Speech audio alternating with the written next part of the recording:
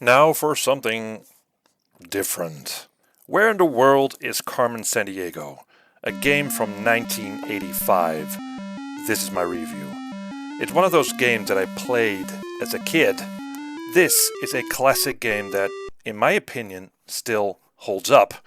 You play a new recruit for Interpol and you get assignments to find suspects of crimes that took place anywhere in the world.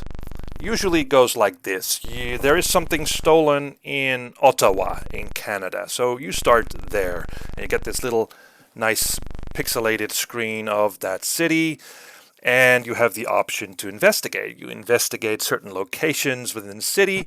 Could be a bank, could be a harbor, could be a library. And there you get clues of where the suspect went, how he looked like or she looked like. So for instance, you get this information that he has brown hair, rides a motorcycle, something like that, and he went to change dollars for some other kind of currency. That is a clue to fly the plane to a different location in the world.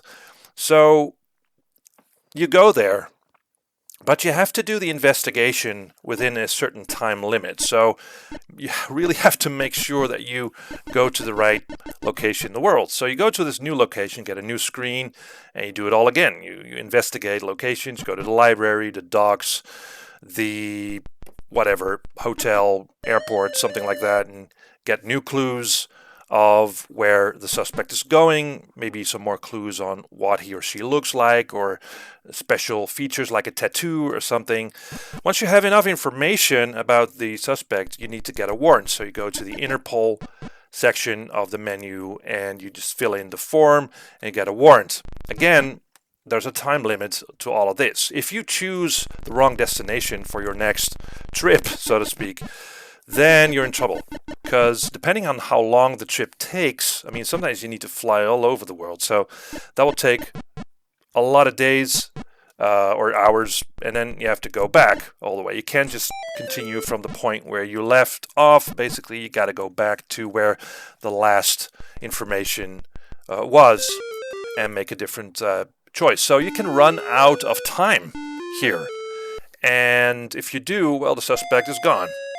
Also, you can be too fast, or you can arrest the perpetrator or the suspect too soon.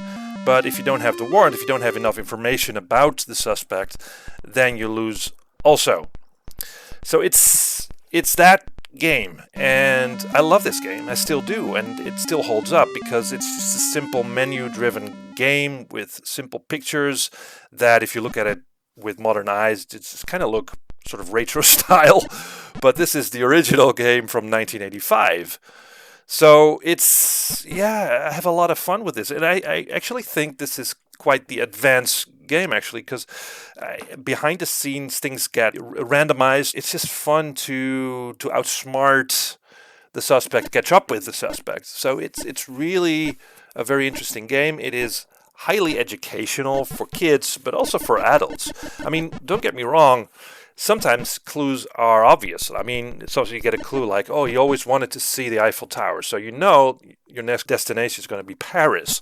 But there are some clues that are kind of obscure. And, of course, with the internet nowadays, you can easily figure out where to go. But, you have to put yourself in the position of the gamer in 1985. So it does require a general knowledge of countries, the flags, the currencies, certain landmarks to figure things out. And but sometimes you can just do a guess and it works out also.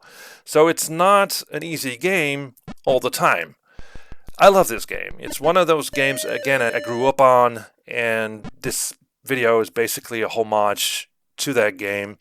There have been some new iterations of this game around some years ago, but the original still holds up.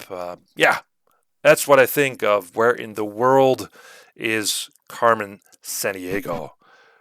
Thanks for watching, and see you next time.